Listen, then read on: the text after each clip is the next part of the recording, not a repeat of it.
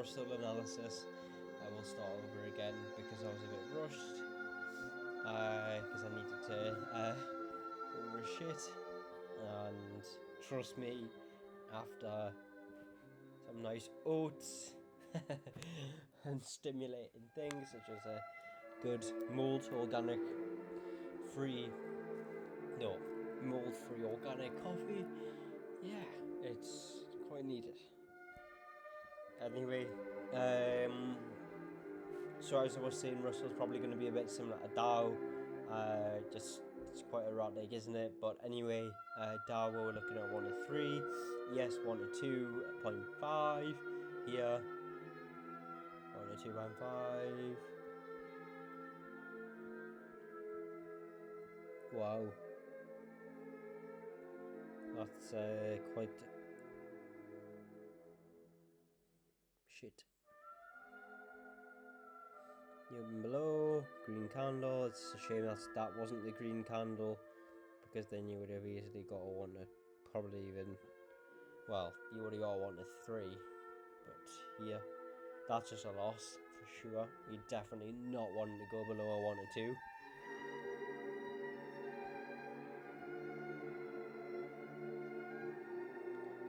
One to 3 easily.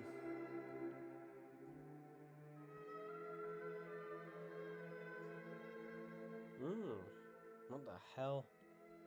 1 to 2, then reverses. There's that logic thing that I was going on about.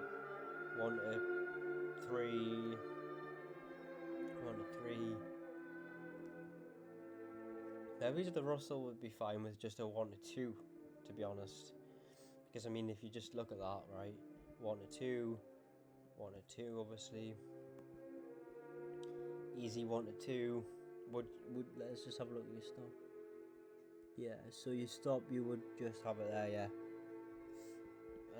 It's like an experience-based stop, to be honest, just based on the situation at hand. Here is an easy 1 to 2. You're not complaining.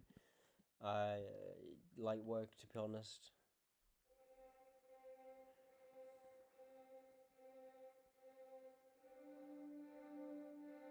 Wait a sec.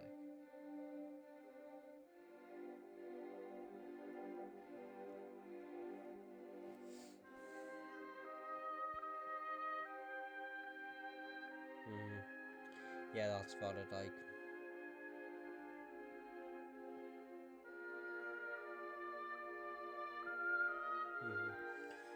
Nice. Yeah, I also feel a bit sloppy today. Like, I don't feel sloppy, but I also do. I feel like a bit achy in certain places that like I need to work out properly. But I've been quite ill, so I haven't. That's just a valid loss. But yeah, I'm at my part-time job today, which I don't mind. But like the thinking is that I will be running around there regardless. So there's an easy 1 to 2.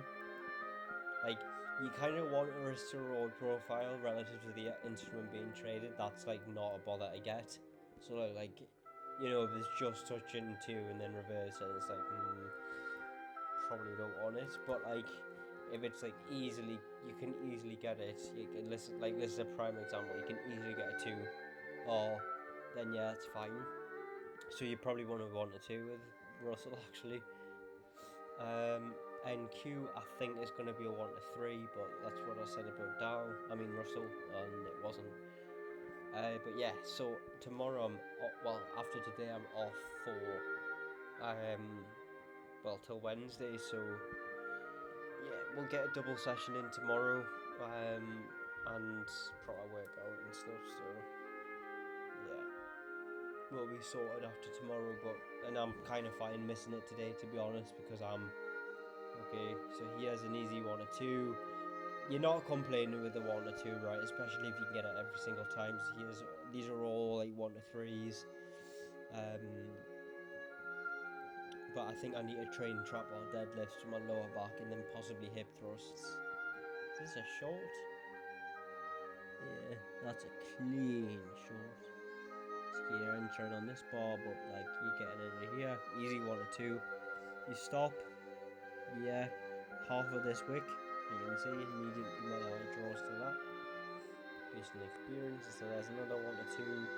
So yeah, I think you could definitely go with a 1 to 3, but just for satiety reasons, or that, if that's even a word, I'm gonna type it in. You would probably satiety.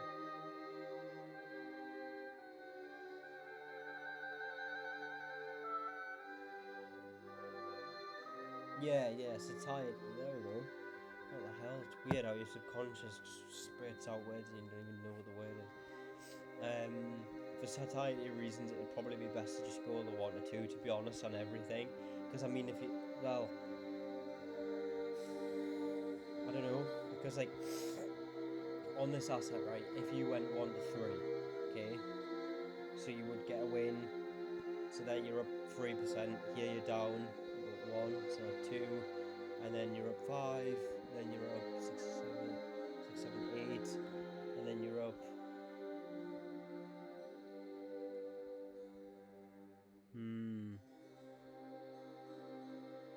Whew, that would be an awful experience. Imagine you got tagged out there too.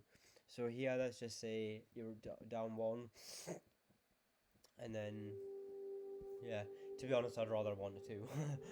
I'm not good with like I can take losses. Don't get us wrong, but like you know when you've got such a high probable thing for to get a certain chunk out of the market, to get your like piece of the pie, let's say, and you're not, but you can. I would much rather get it than maybe like over the long run have a higher risk to reward. Like I would much rather like mental capital is so important to me. Some people probably don't need it, but yeah, I definitely do. So I'm just gonna go back onto the Dow and have a look at like the one to twos on the Dow, and just like I'm not gonna scan much through, but obviously like just kind of see when you would have been tagged out for a 1 and 2. Like that would have just been so clean. That would have been just so clean. Wow.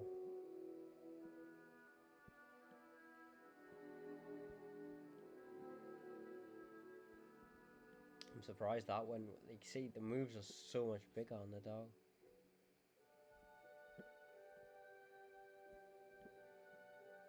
I'm pretty sure that's it. Don't think I've done anything else. So yeah, 1 and 3s are easily achievable on the Dow, but just for simplicity, I'd probably just stick to a 1 to 2, to be honest. And then we're going onto here, and then I'm not going to go into the euro because it's just the same basically, but it's actually not. I mean, look, this trade was on the 31st, and this one was on the 28th. I'm pretty sure there is trades on these twos. I hope there's not. That's actually so good. That is so good. That on such correlated instruments such as the pound and euro, you aren't getting a setup. Now that is amazing. So, like instead you're getting a setup here, 1 to 2 notice. When was your last one? I think I might even have to do hip thrust with my dumbbell thing that I've got here. So here, the July 1st. So if you look at the July 1st and the pound, nothing. That was so good. So good. Wow. Wow, I love this model. It's sick. It's so good. So anyway, if we just scan through the pound, here's an easy... well, to be honest, I would probably close here if it hit, like, I'm getting futures data, by the way, too. So, like, because it's a bit different. Like the forex, the CFD data. I don't know why people refer to CFDs as forex when, you know, like what is the 6B? Is it like people refer to the 6B as a futures market? Yeah, it's a futures foreign exchange rate market, right? You are agreeing to buy it depending on the front month, whichever that is. I don't even know. You are agreeing to buy, for example. Of course, the market's shut right now, but let's just say the offer is what is 13 to it's 30 and 529. You agree, and there's like two contracts. You agree to buy. What is it? I think the contract value is £65,000. You're agreeing to buy £65,000 times 2. at this current rate that your pounds are worth in dollars at the front month like expiration date. So if that's like, I don't know, October, then if you hold your position up till then you will agree to buy that amount of dollars, worth of pounds, if you know what I mean. So like if one contract is 65k pounds and then the offer is, let's just turn it on, 1353 0. You're agreeing to buy £65,000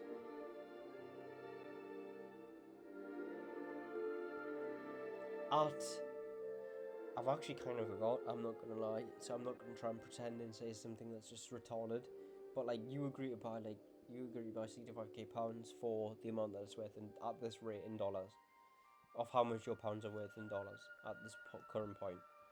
So each pound is worth this amount, so then your notional position would be 65k times this amount, double, because if you buy two, then that's your amount. So then your position size of how much pounds you agree to buy for dollars. Yeah, that's it. So you're buying pounds for dollars, yeah. I'm kind of confused, and also I'm not in the right frame of mind, as I said in the past video, to be talking all smart. So anyway, 1 to 2 right there. It's so cool though that like there's no correlation between like such correlated instruments. That is so interesting, to be honest, considering like when you usually get a setup, okay, there's a loss. When you usually get a setup, it's like in a standard thing, like for example, like if you look on the euro here, probably also swept the slow, right? And then if you're looking at some like turtle sweep thing, whatever it's called, like if you just go to the euro, right? So March, I bet it also swept that low. And then if you're looking at some like turtle sweep thing, you're also getting involved in like the same thing.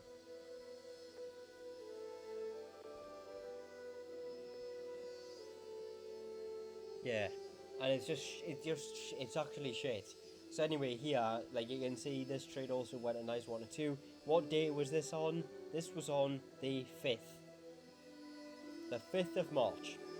Now, if we go back to the pound, for all I know, there could be a trade on the 5th of March. I'm not sure. But if there's not, then that's fucking sick.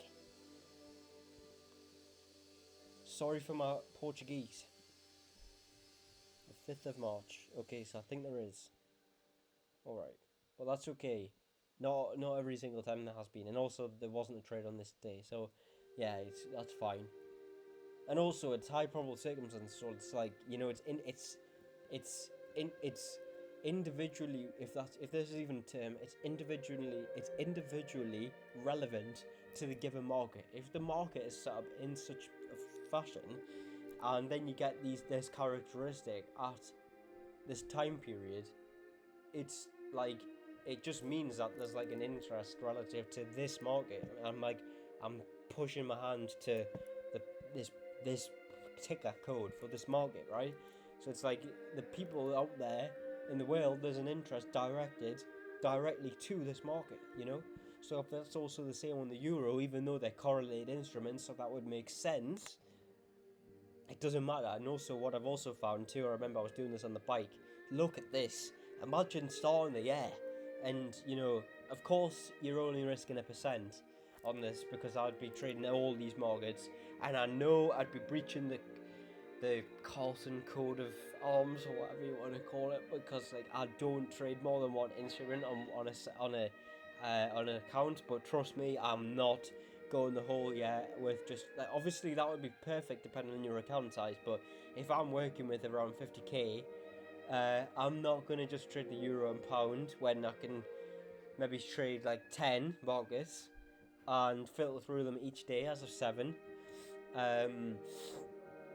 and yeah, and trade them, you know, and you know, I mean, I'm pretty sure there was a trade on this day too, but like imagine starting the year and then you get rewarded with something like this. That would just be fire.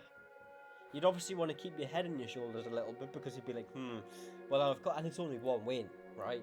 But like, you know, it's the start of the year. You know, I'm pretty sure I actually did take a win around this time, yeah, with my styling strategy too. So there must have been some good market conditions. And for the EMAs to line and stack like this, there has to be good market conditions in terms of a strong interest and intent to deal with excellent line product relative to the, in this case, the 4 hour time frame, right? That's a sufficient time period worth of, for me anyway, considering I'm operating within 7 or 10. It's a large enough time period for whenever there is clear, distinct interest directed to the market, you know, for me to be like, yeah, okay, that's good market conditions, you know. So it's like there's a strong interest at this price region. So if you look, if I do this price, this whole region, this with the region of prices within this. So if I highlight them there, each of these prices in here, you can see my ticker, my crosshair, sorry, flicking through all them prices. With each of the contracts that are best bid and best offered within this region, on this occasion, there's likely to be a strong interest and intent to pair up with the buy side and sell side of the market. Sorry, I'm referring to the bid, because that's the bid, right? And the contracts that are placed up for bid, there's likely to be market participants participating at this current region relative to 4 hour time periods, willing and inclined to trade with those contracts primarily over the course of 4 hour time periods. And what do you know? And also look like order block terminology and shit. Where's the return? And then also look at this EMA stacking again. Nice bar close, open above the 75. So there is also a bit of a nuance thing too. So it's like sometimes, right? Like for example, look at this right here. It has to open above, right? If I do this, it's obviously gonna open above that, right? So then what I've done is I just like done the same but flipped, right? And then marked it, so it has to open above, and it did. And anyway, there you go. So you get a nice win again, and there's all 1 to 2. So there's even just within this 1 month, 2, 4, 6, 8%, you know. But then you don't get a trade from like the start of January all the way till till March the 4th. Now that is a lot of time. If you were just trading one market, that's like it's almost spring. And it's like here it's closer to Christmas than it like, so yeah, it's a very long time. Anyway, there we go. So now I'm gonna pause this video and we're gonna go again, but we're gonna do a random pair and we're gonna do GPC.